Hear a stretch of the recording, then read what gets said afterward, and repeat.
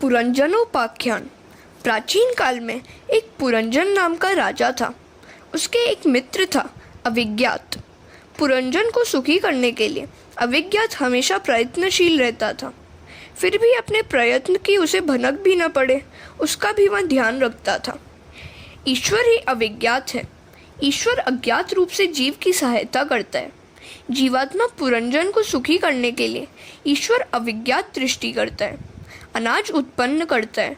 फिर भी वह पुरंजन को खबर तक नहीं होने देता। पुरंजन भी यह नहीं सोचता कि वह किसी की सहायता के कारण सुखी है। परमात्मा की लीला अविज्ञात है, वहाँ बुद्धि कुछ काम नहीं दे सकती। भगवान कहते हैं कि अशन करने का काम तेरा है और पाचन करने का काम मेरा है। पचामी अन्नम चतुर्विधम। जीव भोजन करता है और परमात्मा पाचन करते हैं। पेट में ठाकुर जी अग्नि के रूप में बसे हुए हैं। भोजन कर लेने के बाद भगवान कहते हैं कि अब तेरा काम है सोने का और मेरा काम है जागने का। मान लो कि हम गाड़ी हैं, जीवात्मा यात्री है और परमात्मा चालक। यदि भगवान सो जाए तो अच्युतम केशवम हो जाए। रेलवे का इंजन चालक सो जाए तो गाड़ी रुक जाती है। यात्री सो सकता है, चालक सूत्रधार ईश्वर नहीं। फिर भी जीव कभी सोचता तक नहीं है कि उसे सुख सुविधा देने वाला कौन है। सत्कर्म का संकल्प करने वाले को तो भगवान भी बल देते हैं। प्रभु का भजन प्रातःकाल में किया जाता है। सूर्योदय के पश्चात औरों के रजोगुण तमोगुण के रजगुण तुम्हें प्रभावित करेंगे, अतः तुम अच्छे ढंग से भजन नहीं कर पाओगे। जीव चाहे सो जाए, भगवान कभी नहीं सोते। पुरंजन जीवात्मा है, वह सोचता है कि मैं किसके कारण सुखी हूँ। सदा सर्वदा उपकार करने वाले ईश्वर को भूलकर घूमता फिरता हुआ वह 9 द्वार वाली एक नगरी में प्रविष्ट हुआ। यह नगरी है मानव शरीर। वहाँ पहुँचने पर एक सुंदरी से मिलन हुआ। पुरंजन ने उससे उसका परिचय पूछा। स्त्री ने कहा कि मैं यह तो नहीं जानती कि मैं कौन हूँ, किंतु मैं तुम्हें सुखी अवश्य करूँगी। पशु जाति भेद मानते हैं। भैंस को देखने से बैल विकारी नहीं होता। लोग गीता जी पढ़ते तो हैं, किंतु उसे व्यावहारिक रूप नहीं देते। भगवान ने कहा कि ये जातियाँ वर्णाश्रम मैंने बनाए हैं। फिर भी आजकल के सुधरे हुए लोग कहते हैं कि हम वर्णाश्रम की व्यवस्था को नहीं मानते। जिसके जीवन में संयम नहीं है, सदाचार नहीं है, धर्मनिष्ठा नहीं है, प्रभु प्रेम नहीं है, वह सुधरा हुआ माना जाए या बिगड़ा हुआ। उनका जीवन सुधरा नहीं, बिगड़ा ही है। सुधरे हुए लोग कहते हैं कि यह स्त्री बड़ी सुंदर है। सुंदर होनी चाहिए, फिर जाति चाहे कोई भी हो।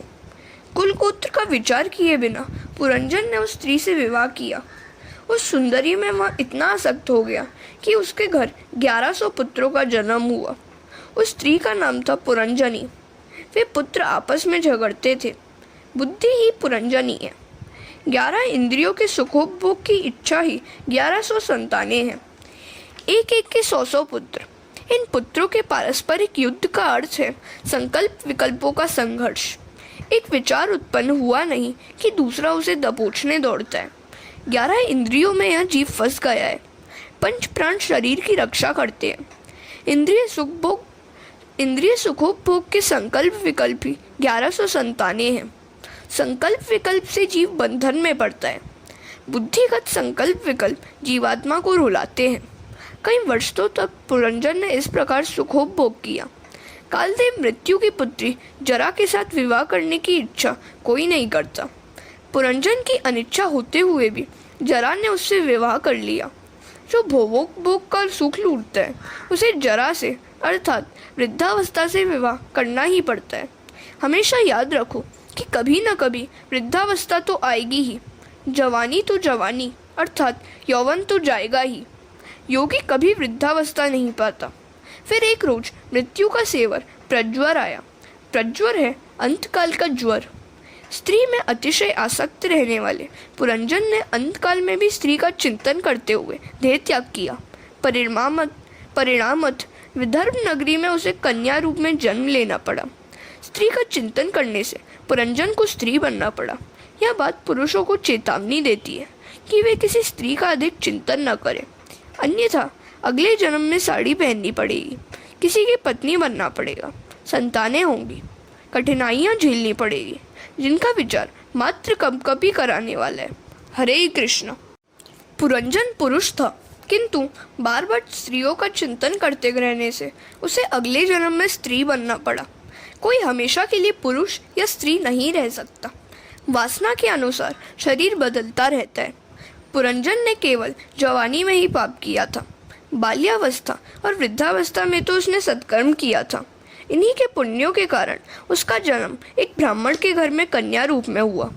विदर्भ देशवासी उस कर्मकांडी ब्राह्मण के घर में दर्भ का विशेष उपयोग होता था। मर्यादा धर्म का पालन करने पर उसका विवाह द्रविड़ देश के पांड्य राजा के साथ हुआ। कर्म करने से चित्त शुद्धि होने के बाद विवाह हुआ। द्रविड़ देश तो है महारानी भक्ति का नहर।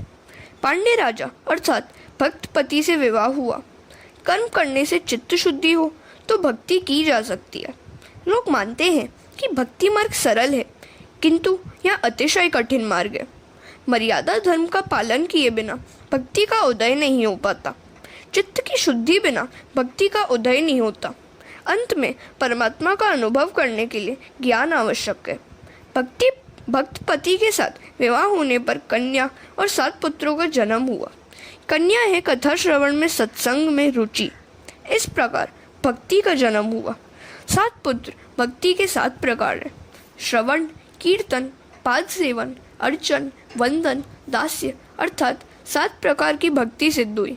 भगवान के नाम, रूप, गुण, प्रभाव, लीलाओं का कान से श्रवण, मुख से कीर्तन और मन से स्मरण करने पर क्रमशः श्रवण, कीर्तन और स्मरण भक्ति सिद्ध होती है। प्रभु की सेवा करने से अर्चन भक्ति सिद्ध होती है।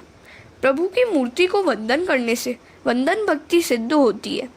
ये 7 प्रकार की भक्ति मनुष्य अपने प्रयत्न से प्राप्त और सिद्ध कर सकता है, किंतु 8वीं सख्य भक्ति और 9वीं आत्मनिवेदन भक्ति प्रभु कृपा से ही प्राप्त और सिद्ध हो सकती है।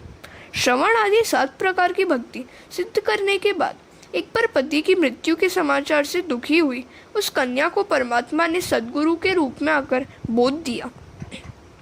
भक्ति के 7 प्रकार सिद्ध होने पर परमात्मा सख्य का दान करते हैं, आत्मनिवेदन का दान करते हैं। अर्थात जिस मित्र को, जिस अविज्ञात को यह जीव माया के कारण भूल गया था, वही सद्गुरु के रूप में आया है।